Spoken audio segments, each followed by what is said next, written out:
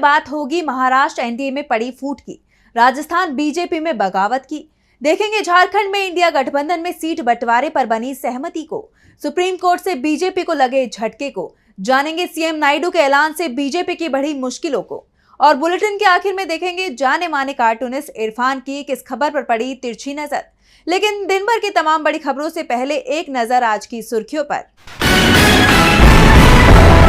कर्नाटक सरकार में मंत्री प्रियंक खरगे का बड़ा दावा। कर्नाटक सरकार को गिराने के लिए 1000 करोड़ रुपए जुटा रहे एचडी कुमारस्वामी ने कांग्रेस सरकार गिराने का किया था दावा।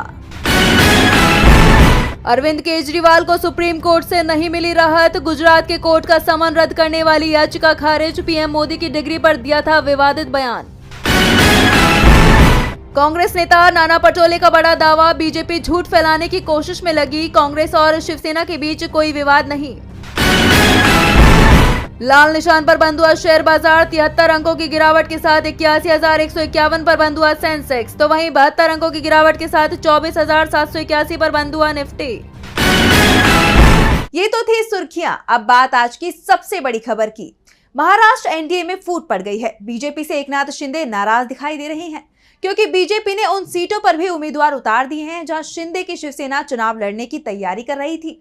ऐसे में एनडीए टूट की कगार पर पहुंच गया है। तो क्या है पूरा मामला, देखिए इस रिपोर्ट में। महाराष्ट्र चुनाव से पहले एनडीए में घमासान मचा हुआ है। एनडीए में सीटों के बंटवारे पर रार छिड़ी हुई है। महायुति में उम्मीदवारों की घोषणा के मामले में बीजेपी ने बाजी मार ली, और जैसे ही बीजेपी ने 99 उम्मीदवारों का ऐलान किया, वैसे ही शिंदे गुट की शिवसेना में खलबली मच गई। बीजेपी की लिस्ट देखकर एकनाथ शिंदे नाराज हो गए। दरअसल बीजेपी ने जिन सीटों पर उम्मीदवार घोषित किए हैं, उसमें 5 ऐसी सीटें हैं जिन पर शिवसेना चुनाव लड़ती रही है। अब इन सीटों को लेकर महायुति में मतभेद देखने को मिल रहा है।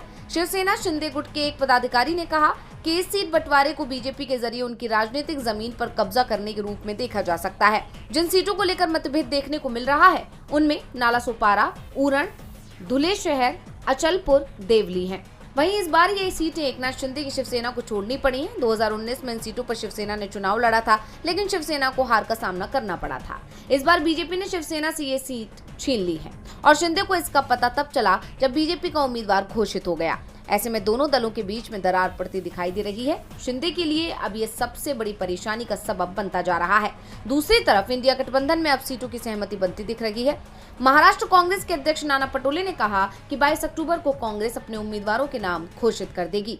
महाराष्ट्र में एनडीए में टूट साफ साफ दिखाई दे रही है, तो राजस्थान बीजेपी में हालत बिगड़ते दिखाई दे रही है। राज्य में होने वाले विधानसभा उपचुनाव के लिए बीजेपी ने अपने उम्मीदवारों की घोषणा कर दी है, लेकिन टिकट वितरण के साथ ही पार्टी के अंदर बगावती स्वर भी उठने लगे हैं। बगावत ने बीजेपी की मुश्किलें बढ़ा दी हैं। तो कैसे बढ़ी बीजेपी की मुश्किलें, देखिए इस रिपोर्ट में। महाराष्ट्र और झारखंड के चुनावों के साथ साथ चुनाव आयोग ने उपचुनावों की तारीखों का भी ऐलान किया, लेकिन अब राजस्थान में उपचुनाव के लिए जारी बीजेपी की पहली लिस्ट को लेकर पार्टी के अंदर घमासान मच गया है। बता दें कि राजस्थान में उपचुनाव के लिए 13 नवंबर को वोटिंग होनी है, लेकिन उससे पहले टिकट न मिलने को लेकर पार्टी नेताओं की नाराजगी खुलकर सामने आ गई है। कोई बगावत करने की धमकी दे रहा है, तो कोई टिकट न मिलने की वजह से फूट फूट कर रो रहा है। बता दें कि राज्य की 7 सीटों पर उपचुनाव होने हैं, जिसके लिए पार्टी ने 6 उम्मीदवारों के नामों का ऐलान किया है।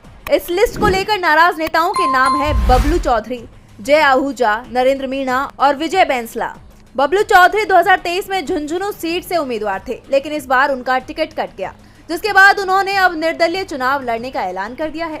जय आहूजा को टिकट नहीं मिला, तो उनके समर्थन में भाजपा के रामगढ़ विधानसभा क्षेत्र के सभी 5 मंडल अध्यक्षों ने इस्तीफा दे दिया। सलुम्बर सीट से नरेंद्र मीणा तो टिकट न मिलने को लेकर फूट फूट कर रोने लगे, और उन्होंने पार्टी को सोचने का एक और मौका दिया। वहीं विजय बैंसला का टिकट कटने को लेकर उनके समर्थक ही पार्टी के विरोध पर उतर आए। यहां तक कि बैंसला के समर्थक उन्हें टिकट देने की मांग को लेकर पानी की टंकी और मोबाइल टावर पर चढ़ गए। अब बीजेपी अपने नेताओं के इस नाराजगी का हल नहीं निकालती है, तो उसका खामियाजा उसे उपचुनावों में झेलना पड़ सकता है। राजस्थान में बागियों ने बीजेपी को मुश्किल में डाल दिया है, तो बीजेपी की परेशानी इंडिया गठबंधन भी बढ़ाता दिखाई दे रहा है। झारखंड चुनाव को लेकर राजनीतिक पार्टियां जोर शोर से चुनाव प्रचार प्रसार में जुटी हुई हैं। इस बीच खबर आई है कि आरजेडी और जेएमएम के बीच सीट शेयरिंग को लेकर सहमति बन गई है। देखिए रिपोर्ट। झारखंड विधानसभा चुनाव को लेकर गतिविधियां तेज होने लगी हैं। राज्य में इंडिया गठबंधन मजबूत होता नजर आ रहा है। इंडिया गठबंधन के उम्मीदवारों का ऐलान नहीं हुआ है। लेकिन इंडिया गठबंधन में शामिल दल आरजेडी, जेएमएम और कांग्रेस में सीट बंटवारे पर सहमति बन गई है। आरजेडी नेता तेजस्वी यादव और झारखंड के मुख्यमंत्री हेमंत सोरेन के बीच रांची में कांके रोड स्थित आवास पर सीट बंटवारे को लेकर सहमति बनी। उम्मीद है कि जल्द ही गठबंधन में सीट शेयरिंग का ऐलान कर दिया जाएगा। आरजेडी ने लोकसभा चुनाव भी इंडिया गठबंधन के तौर पर ही लड़ा था। दरअसल पिछले 3 दिनों से तेजस्वी यादव रांची में डेरा डाले हुए थे। इस बीच तेजस्वी यादव और आरजेडी नेता मनोज झा मुख्यमंत्री आवास पहुंचे, जहां पर उन्होंने हेमंत सोरेन से मुलाकात की। इस दौरान गठबंधन को लेकर चर्चा हुई। दोनों नेताओं के बीच बातचीत में ये तय हुआ कि आरजेडी 2019 में जितनी सीटों पर चुनाव लड़ी थी, उतनी ही सीटों पर इस बार चुनाव लड़ेगी। जल्द ही सीटों का ऐलान भी हो जाएगा। ऐसे में एनडीए गठबंधन मुश्किल में नजर आ रहा है।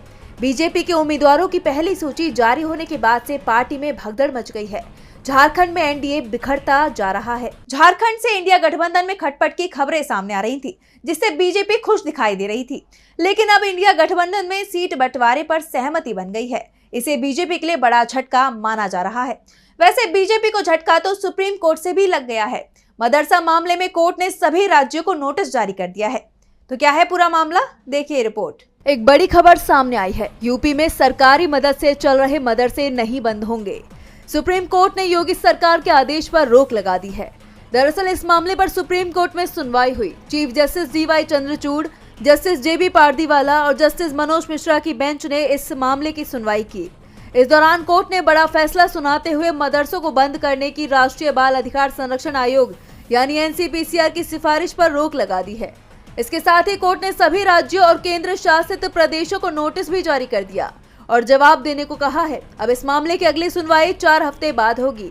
कोर्ट के फैसले के बाद आरटीआई का पालन नहीं करने वाले मदरसों को भी राज्य से मिलने वाली फंडिंग नहीं रुकेगी, यानी कि साफ है कि सरकारी फंडिंग मिलती रहेगी।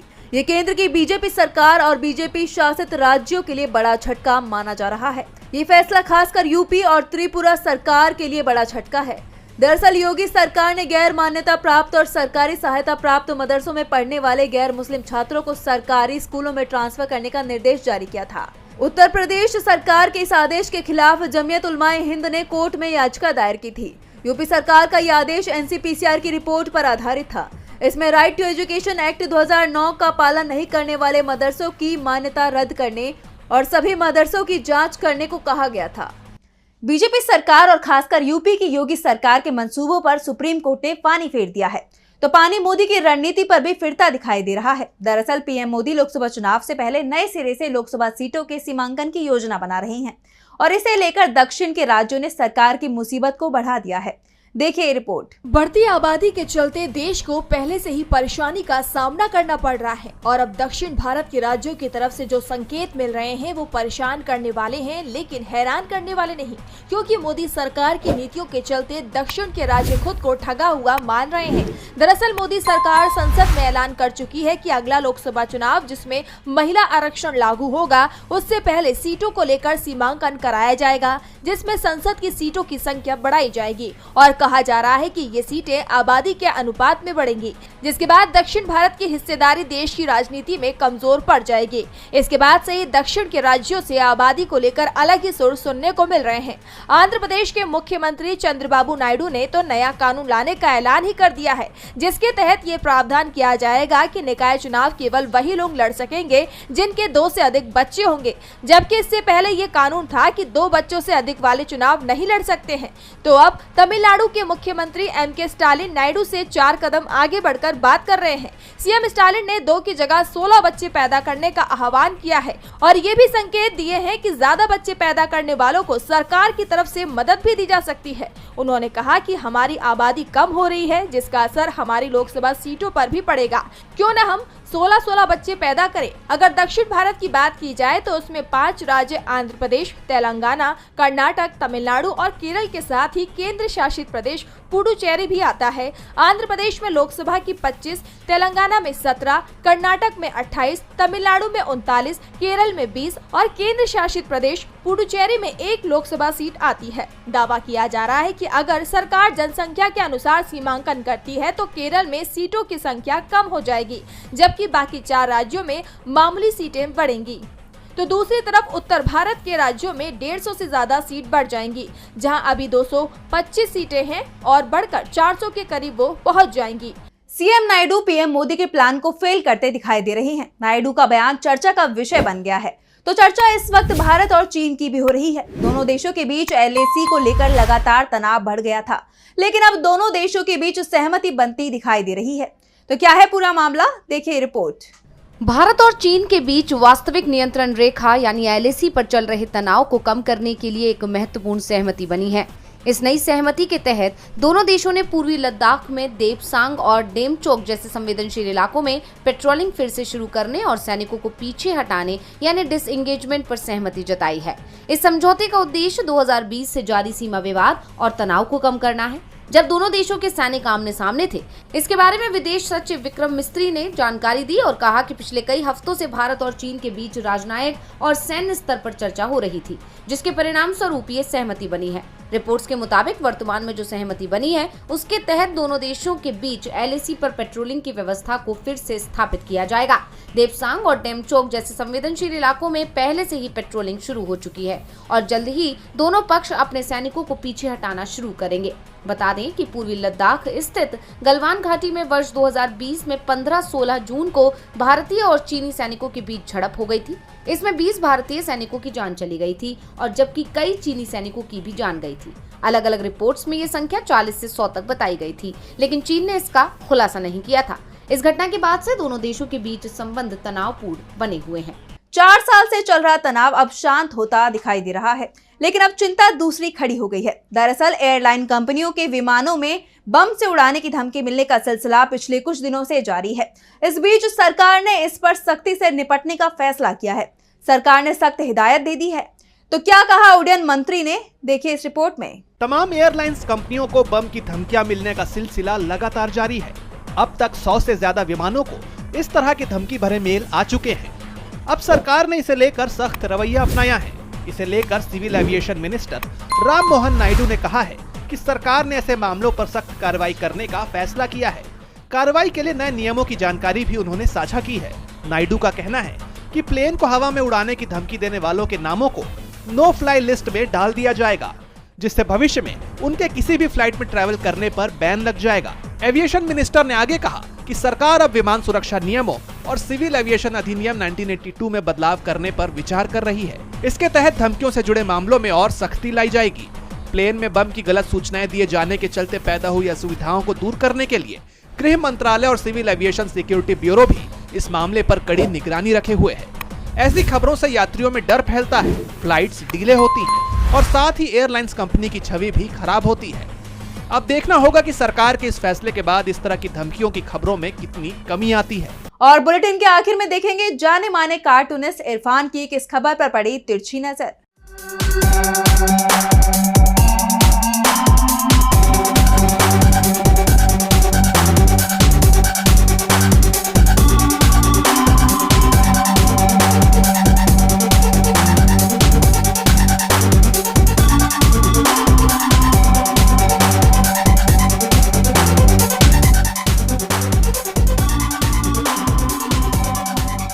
अभी तक पलटू राम थे राजनीति में, अब पलटू देवी भी आ गई हैं।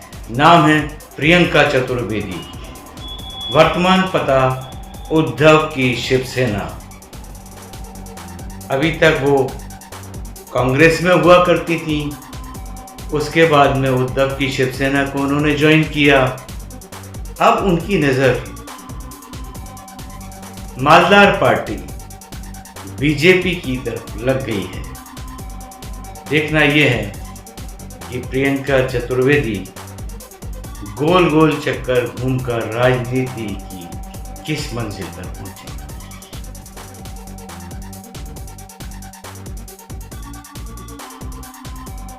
आज सोशल मीडिया से लेकर आपके चलते फिरते जीवन में भी पत्रकारिता के बुरे दौर की चर्चा होती है, क्योंकि जिन लोगों पर सूचना देने की जिम्मेदारी है वो आपके लिए नहीं बल्कि कॉरपोरेट और सरकारों को फायदा पहुंचाने में लग गए हैं। विज्ञापन मॉडल को खारिज कर आप इस बीमारी को दूर कर सकते हैं और अपने नारे को बुलंद कीजिए। मेरे खर्च पर आजाद है खबरें।